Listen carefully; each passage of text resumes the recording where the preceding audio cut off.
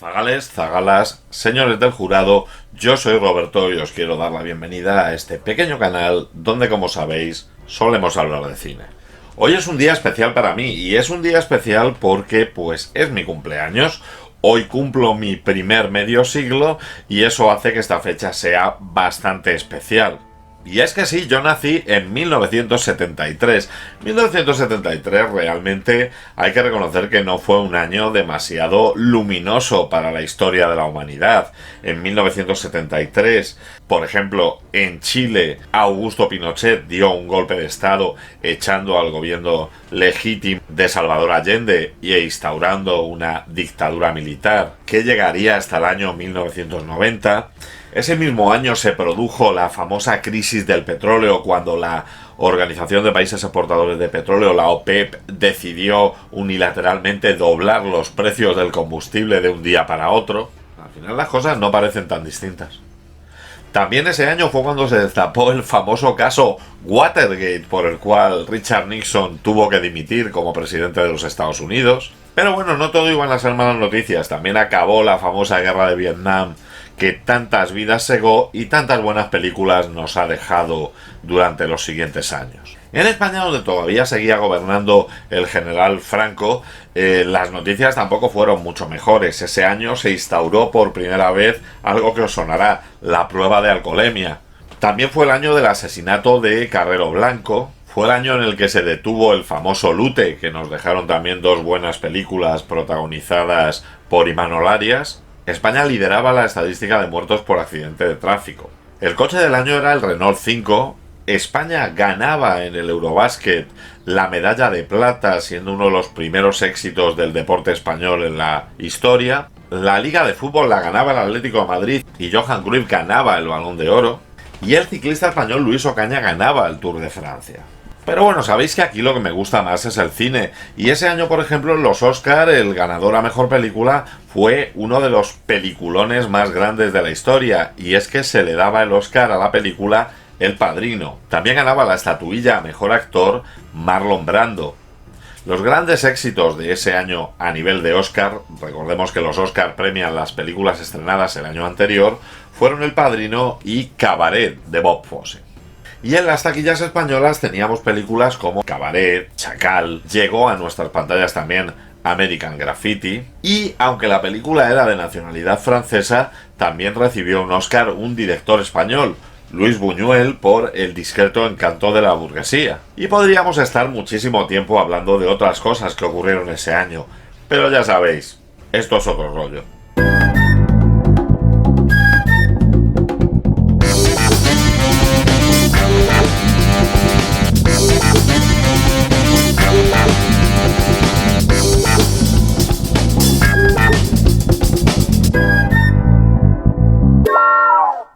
Y es que claro, no todos los años se cumplen 50 añitos. Así que lo que vamos a hacer en el día de hoy, si os parece bien, es repasar las 10 películas que se estrenaron en ese mismo año, 10 películas que cumplen 50 años en este 2023 y que son las que a mí más me enrollan de todo lo que apareció en pantalla en ese maravilloso año. Las películas que voy a decir a continuación son películas que fueron estrenadas en el año 73. Algunas de ellas realmente figurarán como películas de 1972 porque la producción se realizó en este año, pero nos estamos fiando aquí de la fecha del estreno.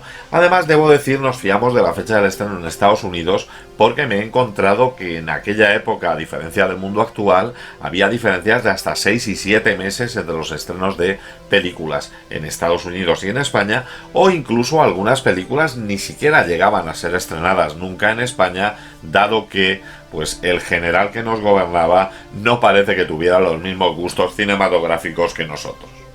La lista no va a tener ningún orden específico, es decir, las 10 películas que he seleccionado son 10 películas que a mí personalmente me parecen estupendas, que disfruto cuando las veo y que creo que cualquiera puede tener interés en verla, pero no podría decir que una de ellas me gusta más que la otra. Simplemente vamos a hablar de 10 películas que creo merecen la pena ser vistas. Y así sin más, vamos con esa lista. Y así la primera de ellas por la que empezaré será Pánico en el Transiberiano. Pánico en el Transiberiano, también conocida como Horror Express, es una coproducción hispano-británica que se realizó y se grabó en la Sierra de Madrid durante el año 1972, pero que llegó a las pantallas el 10 de enero del 73. Esta película, protagonizada por una de las parejas que sabéis que me entusiasma, Christopher Lee y Peter Cushing, nos va a contar la historia de un antropólogo que ha encontrado una especie de momia en China y que la trasladará en el famoso tren transiberiano desde China hasta Moscú. Ya desde el principio y sin que el tren haya salido ni siquiera de Shanghái, vamos a encontrar a la primera víctima, que aparecerá pues muerta con los ojos vueltos en blanco y sin que nadie sepa por qué ha fallecido. A partir de ahí acompañaremos a nuestros protagonistas en un viaje en tren en el cual irán sucediéndose las muertes de diferentes pasajeros sin que nadie sepa realmente cuál es la causa de estos fallecimientos. Así llegarán a la conclusión de que la criatura que han encontrado, que pensaban podría tratarse del eslabón perdido, será una especie de alienígena que va absorbiendo el cerebro y conocimientos de todas aquellas criaturas a las que mata. Y cuando el capitán cosaco Kazan, interpretado por Telly Savalas, aborda el tren buscando rebeldes, acabará enfrentándose a esa amenaza alienígena. La película, dirigida por Eugenio Martín, recientemente desaparecido, falleció en el pasado mes de enero, es una pequeña maravilla, es una pequeña joya. Tenemos una muy buena ambientación, una historia que engancha, actuaciones convincentes y un cierto encanto de ese fantaterror español que tanto nos gusta. Como curiosidad decir que en Argentina no se pudo estrenar esta película hasta el año 82, casi una década después, dado que fue censurada por autoridades tanto civiles como militares. Bien, que aprenda a tener miedo de un simple cosaco. También llegó en el año 1973 a nuestras pantallas la película La aventura del Poseidón. La aventura del Poseidón es una película que está completamente imbuida en ese género de metal famoso que comentamos en nuestra reseña sobre Mars Attacks. En esta película lo que vamos a tener es la celebración de una fiesta de Nochevieja en un tremendo y elegante crucero, el cual, tras sufrir las consecuencias de un tsunami, quedará volcado boca abajo. Así, en esa tesitura, diferentes personajes procedentes de diferentes extractos sociales y con diferentes motivaciones y situaciones personales van a ir tratando de sobrevivir, tratando de salir de ese barco y mezclando esto pues con pequeñas anécdotas de drama sobre su vida personal. La película estaba protagonizada por Gene Hackman, el cual estaba rodeado de actores famosos, algunos de ellos en pleno auge de su carrera y otros ya en una etapa crepuscular de la misma. Así junto a él estaban actores como Ernest Borgnine, como Shelley Winters, Roddy McDowall o incluso un Leslie Nielsen antes de su etapa como cómico absurdo, haciendo del capitán de dicho barco.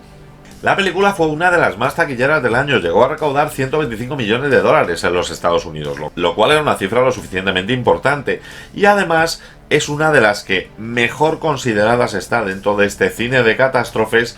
Incluso llegó a ganar 2 Oscar a la mejor canción original de Morning After y a los mejores efectos visuales, aunque estaba nominada a 9 premios. De hecho, fue tal el éxito que en el año 1979 se estrenó una secuela, también basada en un libro de Paul Gallico, el autor de la novela en la que se basaba esta parte, y un remake en el año 2006, el cual no llegó a la calidad de su película precedente. Aún así, otra gran película que cumple 50 años, La aventura del Poseidón. ¡Feliz Año Nuevo! ¡Feliz Año Nuevo! En el mismo modo que Pánico ante el Transiberiano, llegó a las pantallas en 1973 la película La huella, de Joseph L. Mankiewicz, y que había sido realizada en el año 72, fue estrenada el 5 de mayo de 1973. Lo primero que sorprende de La huella es que es una de las películas en la que menos personajes aparecerán en pantalla. En esta película, que está basada en una obra de teatro de Arthur Safel, vamos a ver cómo el potentado escritor de novelas de misterio y aficionado a los puzzles y juegos, Andrew Wyke, interpretado por Laurence Olivier, va a recibir en su mansión al joven Milo Tyndall, al que dará vida Michael Caine. Entre ambos personajes se va a establecer una especie de juego del gato y el ratón en el cual nunca tendremos del todo claro quién es el que está persiguiendo al otro. Tras identificar al joven como un amante de su esposa, estará claro que el escritor está planeando su venganza, pero una serie de giros de guión sorprendente nos harán mantener la tensión durante toda la película. Esta película fue nominada para 4 Oscar y curiosamente sus 2 actores estuvieron nominados a Mejor Actor Principal. No fue, sin embargo, un éxito en taquilla, fue una película que costó $3.750.000 y que solo recaudó 5,8 millones en la taquilla, dado que estamos hablando de una película que probablemente era café para muy cafeteros. Aún así, su calado a nivel obra de teatro y su calado en la cultura popular ha hecho que esta película haya tenido un remake en el año 2007, en el cual curiosamente Michael Caine va a tomar el rol del escritor de novelas, sustituyéndole en su alter ego joven un Jude Law que estuvo especialmente afortunado. El remake, sin llegar a ser tan laureado como lo fue original en su estreno, hay que reconocer que tiene ciertas características y sobre todo la capacidad de ambos actores hace que sea una visualización también muy recomendada. La mañana de su ejecución, el rey Carlos I se puso 2 camisas. Si el frío me hace temblar, dijo, mis enemigos lo achacarán al miedo. Y yo no quiero exponerme a semejante baldo. Otra película que también cumple 50 años y uno de mis western favoritos es Infierno de Cobardes. Esta película, dirigida y protagonizada por Clint Eastwood y que su título original es High Plains Drifter, que vendría a ser algo así como El vagabundo de las llanuras altas o algo así, realmente fue traducida por ejemplo en Sudamérica como La venganza del muerto, lo cual para mí pues hace un tipo de spoiler. En esta película vamos a ver un western sin concesiones. Veremos cómo un forastero llega al pueblo de Lago. En él es atacado por 3 hombres a los que mata por facilidad, y ante la oferta del sheriff de que ocupe el puesto que ocupaban estos 3 matones como protector del pueblo, pues bueno, se niega, pero sigue siendo tentado por los habitantes del pueblo que le piden que por favor les proteja de Berlin, un forajido que junto con sus secuaces ha amenazado con acabar con el pueblo. Así el forastero lo que hará será instruir a la gente del pueblo para que puedan defenderse de estos forajidos y bueno, pintará todos los edificios de rojo y cambiará incluso el cartel de entrada a la ciudad llamándolo Infierno. Cuando los hombres de Berlín vayan a atacar el pueblo, pues se encontrarán con que estos habitantes no son capaces de defenderse y finalmente descubriremos cuál era el interés de el forastero en este pueblo, gracias a la conversación que va a tener pues con un enano llamado Mordecai, que será el único personaje con el que mantendrá una mínima relación de cercanía y dejando abierta la interpretación de quién era realmente este personaje. Infierno de Cobardes era la segunda película que Clint Eastwood dirigía y realmente, aunque no llega a la perfección de trabajos posteriores, ya nos muestra una forma de trabajar muy marcada y sobre todo una persona que estaba muy acostumbrada a trabajar con grandes del western. De hecho, hay un pequeño homenaje en las tumbas del pueblo tanto a Sergio Leone como a Don Siegel, 2 de los directores con los que Clint Eastwood había trabajado más frecuentemente. A mí personalmente cuando la vi me voló la cabeza y me parece que fue un inicio de 3 películas que inevitablemente están unidas, que son Infierno de Cobardes, El jinete pálido y la laureada Sin perdón. Estas trilogías de la venganza de pistoleros solitarios en un oeste crepuscular me parecen una maravilla de película y me parecen tremendamente recomendables. Indicar que en la película aparece, como no podía ser de otra manera en esa época, Geoffrey Lewis, el cual se había convertido en un secundario habitual en todas las películas de nuestro querido Clint Eastwood. Ya lo he terminado, señor. Aún no sé cómo se llama usted. Sí, lo sabes. Ese era mi hermano. Suerte. Y bueno, lógicamente era prácticamente inevitable que hubiera una película de James Bond que cumpliera 50 años, dado que durante la década de los 60-70 prácticamente todos los años teníamos una aventura del agente británico. Lo que sí es importante es que en el año 73 se produce el cambio de James Bond, y es que se estrena la película Vive y deja morir, dirigida por Guy Hamilton, protagonizada por Roger Moore, el tercer James Bond, pero realmente el que tuvo un recorrido más largo. Y es que sí, Sean Connery ya había dado vida a este agente sofisticado del Servicio Secreto Británico. El australiano George Lazenby había hecho la interpretación de la película El Servicio Secreto de Su Majestad en ese primer intento de sustituir a Sean Connery, pero sin duda sin el carisma que tenía este actor, y ahora era Roger Moore, que venía directamente de protagonizar la serie El Santo, el que tomaría las riendas del personaje de Ian Fleming. Este James Bond de Roger Moore va a ser bastante diferente al de Sean Connery. Va a ser mucho más socarrón, va a ser mucho más mujeriego y sobre todo va a jugar muchísimo más con los gadgets. Si bien Sean Connery solo mostraba pequeños gadgets que utilizaba circunstancialmente, Roger Moore va a tener una tecnología extensa a su alcance y nos va a mostrar maravillas tecnológicas que en ese momento eran impensables. En cuanto a la película Vive y deja morir, de nuevo, al igual que en el origen de James Bond, de nuevo, al igual que en Doctor No, nos vamos a ir a una aventura en el Caribe, en este caso en las Antillas y posteriormente en Nueva Orleans.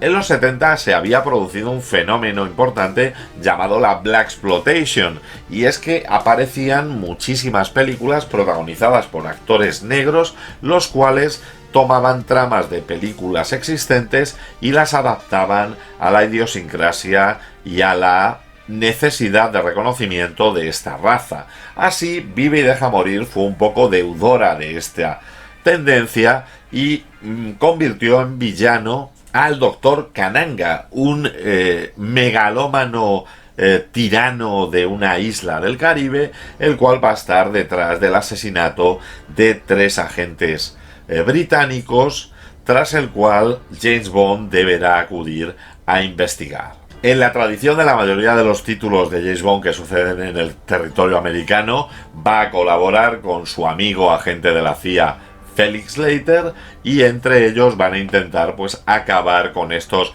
planes malvados de Kananga. Una película de James Bond que, si bien no es una de las más loadas o reconocidas y que probablemente entre los fans de James Bond no esté entre las 10 favoritas de este agente, pero que sin embargo nos dejó algo maravilloso, y fue esa banda sonora, ese Live and Let Die de los Wings de Paul McCartney, que posteriormente versionearían también los Guns N' Roses, y que desde luego es un himno estupendo.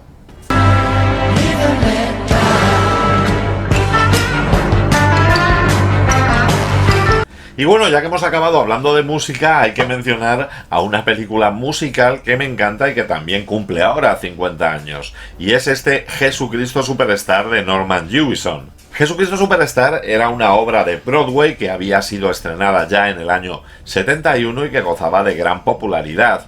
Así se la quiso llevar a la gran pantalla y se empezó la producción. Una producción que tuvo su cierta curiosidad, dado que se rodó en Israel. De hecho, el inicio de la película, los actores van dentro de un autobús escolar escrito con caracteres hebreos, llegando al punto de destino, cogiendo cada uno su ropa y tomando realmente ahí el personaje que van a interpretar.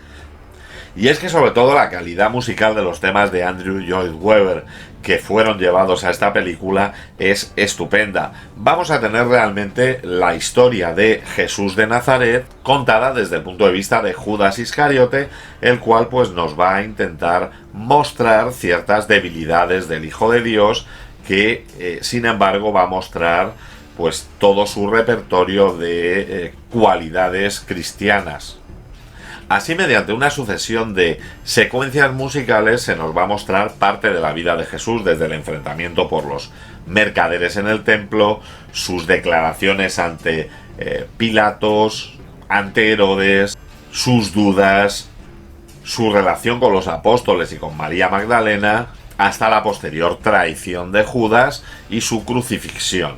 Una película con una calidad musical brutal, con escenas que te hacen poner los pelos de punta, y yo personalmente con una gran admiración por Carl Anderson, el actor que interpreta a Judas, que me parece que tiene una calidad vocal impresionante.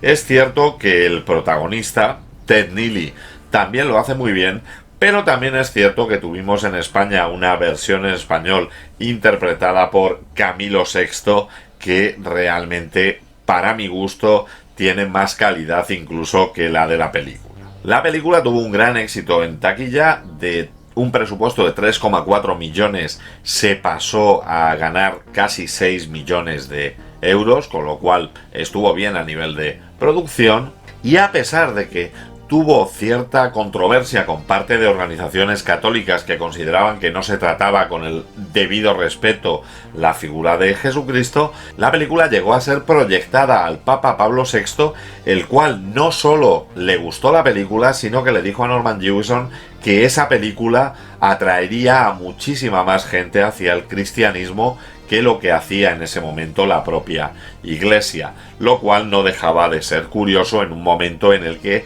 había muchísimas controversias con el cristianismo. El movimiento hippie había optado por llevar el cristianismo hacia un punto de olvido y se habían hecho muchas obras críticas con el cristianismo. La película obviamente fue nominada al Oscar a Mejor Banda Sonora.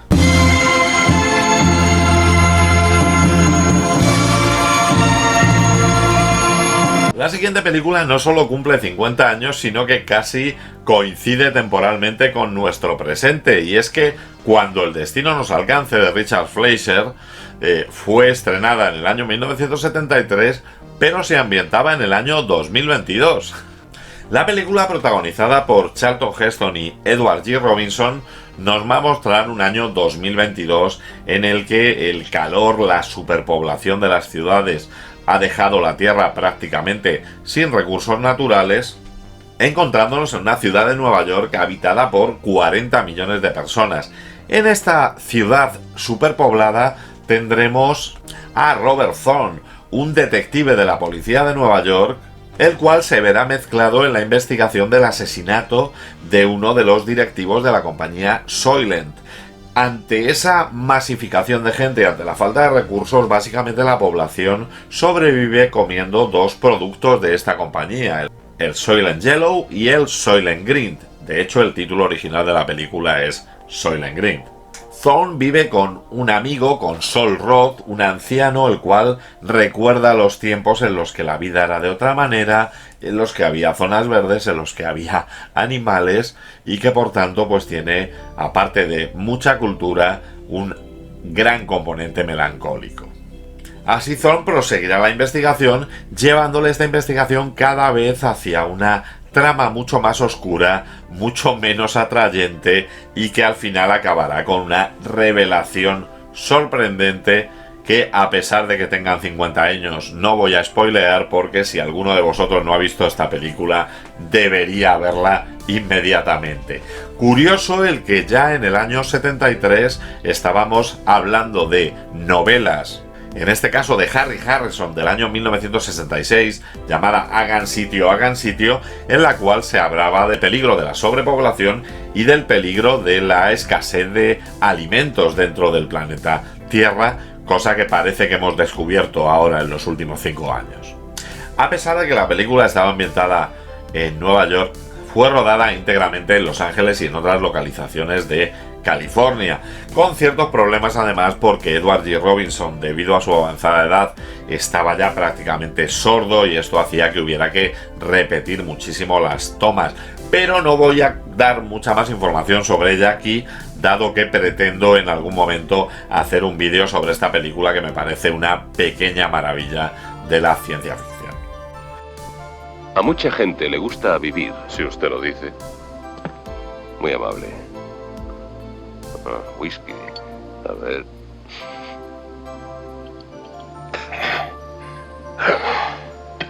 Otra película que cumple 50 años y que me parece maravillosa es Operación Dragón de Robert Close.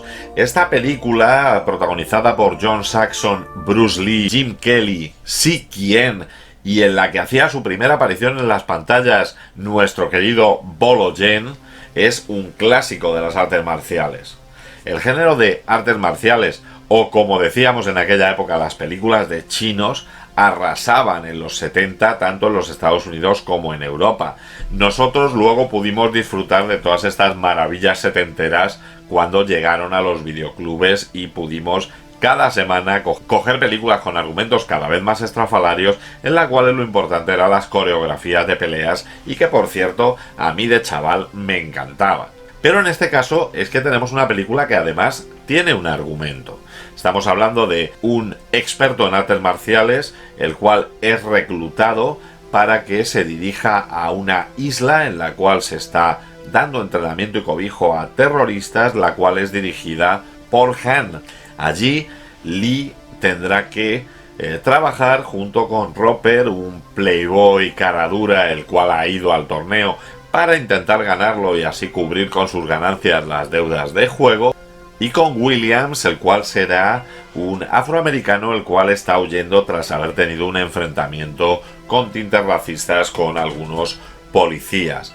Así veremos unas coreografías de artes marciales maravillosas, una pequeña subtrama detectivesca la cual está bastante bien llevada, y sobre todo pues un giro radical del personaje de John Saxon, del personaje de Roper, que acabará haciendo lo correcto y que tendrá que acabar colaborando con el personaje de Lee. Unas ambientaciones espectaculares, unas demostraciones de artes marciales tremendas, una música de Lalo Schifrin realmente difícilmente olvidable, y sobre todo una película para la leyenda, dado que ese mismo año, en 1973, fallecía Bruce Lee, dejándonos un legado que 50 años después aún perdura. Como curiosidad, comentar que Jackie Chan hace una pequeña aparición como esbirro de Han en la pelea en las cárceles.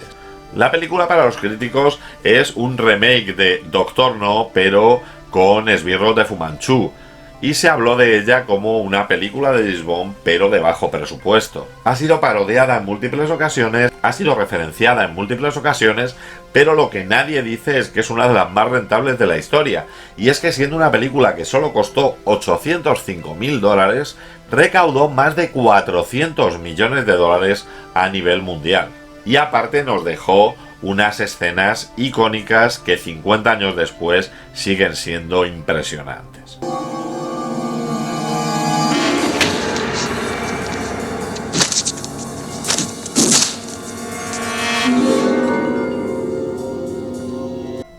Estamos llegando ya al final de la lista, nos quedan solamente dos, y tengo que reconocer que es que las dos que he dejado creo que no solo es que sean de mis películas favoritas, sino que creo que prácticamente a casi todo el mundo le pueden encantar. La primera de ellas es El Golpe, película de George Roy Hill, protagonizada por los dos galanes de la época sin ningún tipo de discusión, y eran Paul Newman y Robert Redford. En esta película vamos a ver cómo Robert Redford, junto con un colaborador, hacen el timo de la estampita a una especie de correo de la mafia. Esto lleva a que su jefe, Doyle Lonergan, encargue el asesinato de los dos timadores. A su vez, Johnny Hooker, el personaje de Robert Redford, tras enterarse del asesinato, se irá a buscar, tal como le había indicado su mentor, a Henry Gondorff, el papel de Paul Newman, para entre los dos hacerle la mayor estafa posible a Lonergan y así vengar el asesinato de su amigo. A partir de ahí iremos viendo un verdadero montaje, pautado además como si se tratara de una obra teatral con capítulos, donde veremos cómo se va forjando todo el entramado, todos los colaboradores, para conseguir estafar una grandísima cantidad de dinero a Doyle Lonergan. Ambientada en la época de la Gran Depresión, la ambientación es excepcional, el diseño de producción una maravilla, las actuaciones de todos los actores, el Lonergan de Robert Shaw es maravilloso los secundarios, como Charles Durin haciendo del teniente Snyder, como Eileen Brennan, o incluso como Robert L. Jones, el personaje que hace de Luther y que poca gente identifica como el padre de James Earl Jones, están estupendos. Y además nos deja una de las melodías más conocidas y tarareables de la historia. De hecho, esta melodía ganaría el Oscar en el año 1974, iniciando una gran polémica, porque ganó el Oscar como mejor banda sonora original, pero realmente se trataba de una reinterpretación de una composición de los años 30.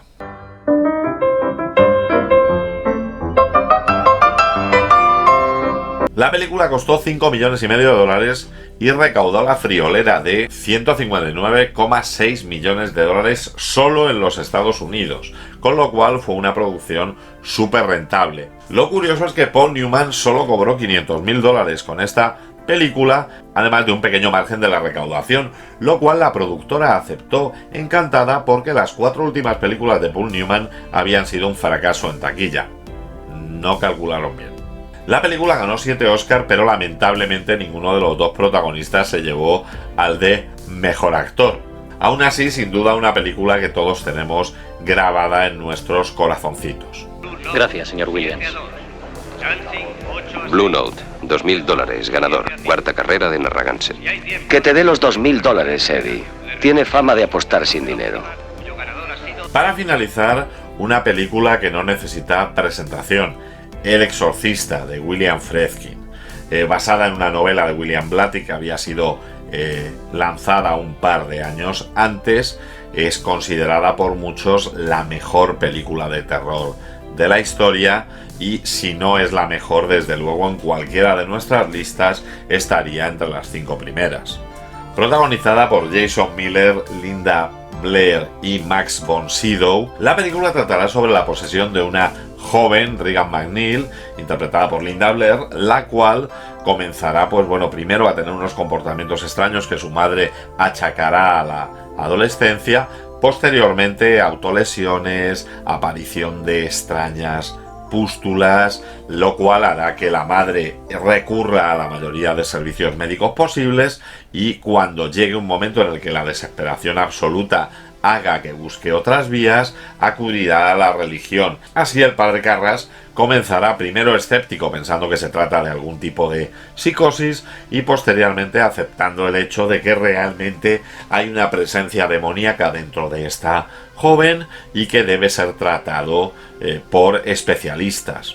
Tras aceptar el hecho de que estamos ante una posesión, buscará ayuda del padre Merrin, Max von Sydow, un experto de la iglesia en este tipo de situaciones, el cual, a pesar de su mala salud, acudirá a ayudar a la niña, y así tendremos una sucesión de escenas inquietantes, una sucesión de sustos y una banda sonora inolvidable de Mike Oldfield que jamás pensaríamos que hubiera sido la base de una película de terror.